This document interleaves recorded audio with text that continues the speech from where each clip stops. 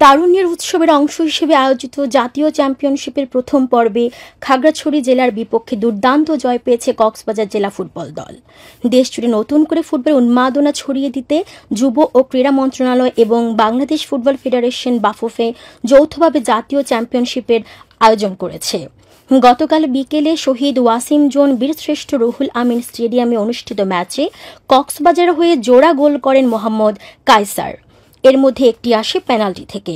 শুরু থেকেই আক্রমণাত্মক খেলা উপহার দিয়ে প্রতিপক্ষকে চাপে রাখে কক্সবাজার দলকে 2 গোলে জয় এনে দিয়ে ম্যাচ সেরা হন কায়সার। তাকে ট্রফি তুলে দেন জেলা ক্রীড়া সংস্থার অ্যাডহক কমিটির নেতৃবৃন্দ।